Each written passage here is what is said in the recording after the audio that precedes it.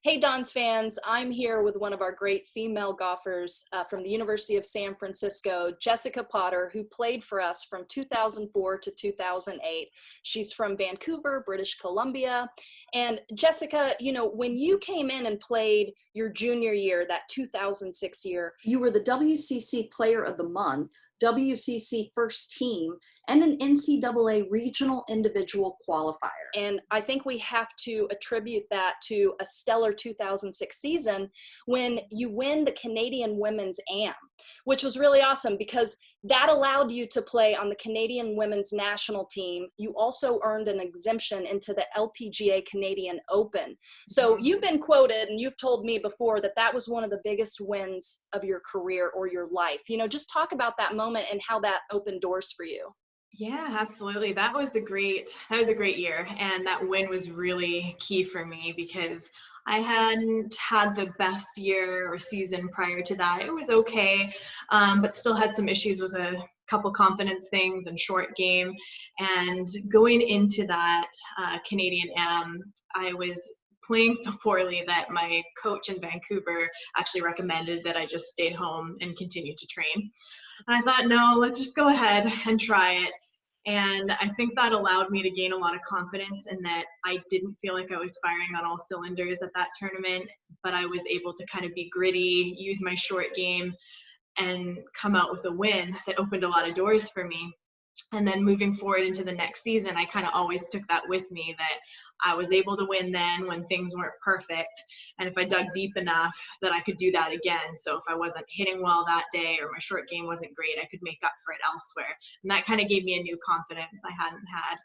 And then, of course, getting the exemption into the Canadian Open just opened a lot of doors for me, and I kind of let it snowball from there. So I think 2006 was all because of that one tournament. Yeah, and you come into your senior year, you went through several coaches, but you end up with Rhea Scott your senior year. Great player at the University of Cal, comes over, instills greatness quickly with you girls. She's played professional. So, and also a lot of your teammates and friends are planning on playing the pro tour. So kind of take me through that mindset because that was kind of on your radar, but you also had this love for medicine. Yeah, it was a very back and forth thing for me. Being able to, like you said, have someone like Rhea who had recently been through it and have her take on things, be in the atmosphere of both my Canadian teammates and my USF teammates who were all preparing to go on tour, myself as well at that time, and then playing on the Canadian amateur team for probably 6 months after I had graduated and still considering doing that. There was a lot going through my head while I still had medicine in the back of my mind. And I ended up choosing medicine, and I've certainly gone back a lot of times saying, man, I don't know if that was the right decision. But I really do think it was for me at the time. Golf has always been such a passion of mine, and I miss it a lot. It's always a little tough for me to watch it on TV sometimes too. But I think for me, I did kind of have a calling where I wanted to do something a little different and make that my career. So as much as I missed the competition of it, I am happy with the choice I ended up making. So you decided to go back to school and pursue medicine, and you were finishing up your residency in Portland. And then you go to pursue a career in foot and ankle surgery. Just talk about all the different ways that you can go with podiatry and what kind of, excited you. Yeah, absolutely. Podiatry, I think, is a unique field to go into. And it's one of the reasons I went into it is how many different directions you can go within the specialty or the subspecialty itself. So it's not just surgery. If you don't want to do surgery, there's sports medicine, diabetic limb salvage, biomechanics, general podiatry. So it's one of those professions where you go into it and you're able to kind of see what interests you, what you're good at and where your skills lie, and then kind of further specialize within the specialty. And I thought that was nice because it always worried me if I went into something else and I didn't really like it, I was kind of stuck in that track. But podiatry allowed me to kind of hone in on my own strengths and interests. And being a past athlete, sports medicine has always been one of my main interests. And to be able to kind of subspecialize in that within my own practice has been really fun for me. And being able to work with the USF athletes has really brought it full circle, and the golf team specifically, which has been really nice and special for me. Yeah, and that all started because of the Hall of Fame induction. So 2018, you get into the Hall of Fame. Just Yeah. kind of tell me about that. That was such a great recognition. You know, talk about that night. Yeah, no, that was a super special night because I was able to have my family there and my friends there, and past teammates. Rio was there. And I also knew that I was coming back to the Bay to work. So it was just kind of very serendipitous to kind of be there at that time. And like you said, yeah, it opened a lot of doors to start working with the USF team, and their orthopedic physician is in my building, and he works with a ton of the athletes, and he had sent a couple of the golfers my way, and I thought, wow, this is perfect. And yeah, it's just been really wonderful to keep my ties with USF and work with the team, and really see it from the other perspective too, because it's definitely different being on the other side of it, and you know how I remember being the patient, and now I'm the doctor and I'm sympathizing with them. And I'm sometimes thinking about changing my treatment plan because I'm thinking, well, they have this tournament. I'm putting myself in their shoes, and I'm like, no, you have to do the same treatment plan for them. So it's been a really fun experience for me, and just love working with Sarah and the girls. It's been great. Well, you know, we've had such strong female leadership at the head coaching position, from Rhea to Sarah Hewitt-Glenn to now Sarah Dole.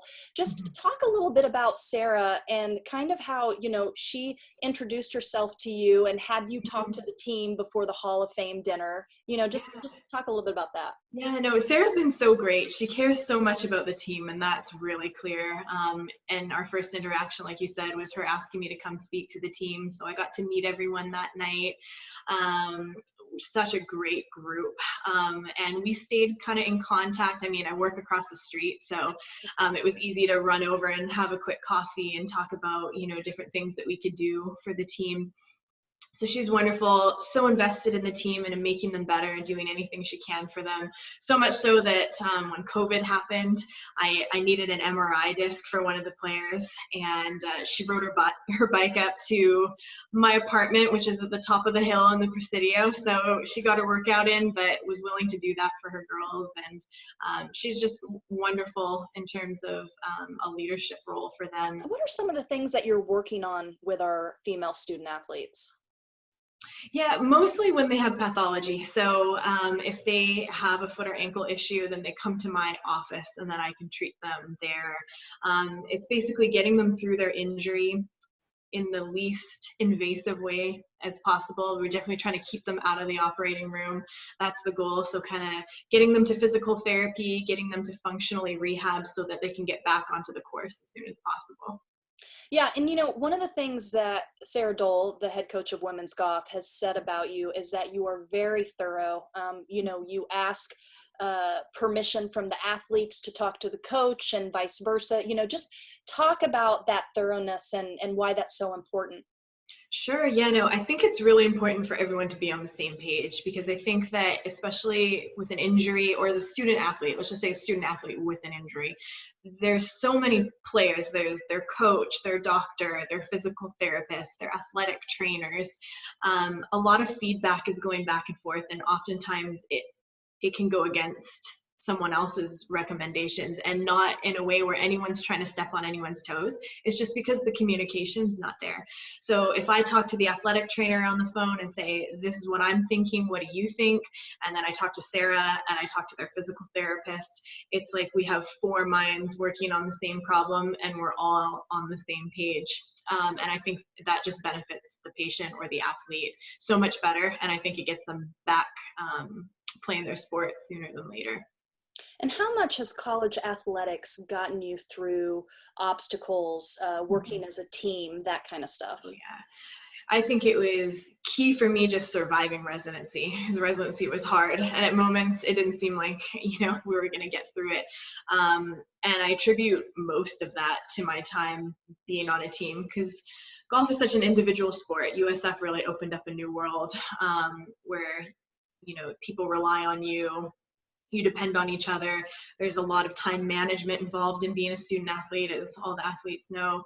And you take that with you in life, whether you stay with golf or your chosen sport, or you move on to a different professional field. You still take those things and those attributes with you to be successful. So I think it was pretty key in me being able to actually get through some of the tougher times I've been through. Well, thank you so much, Jessica, for all you do, Oh, and, thank you. just kind of coming back and giving back to, your school and this women's golf team. I know that they love you, and we just really appreciate everything you do. Oh, no, I appreciate it. It's so nice to talk to you again, and always wonderful to see you. And I love working with the team, and I hope to continue to work with them. Awesome.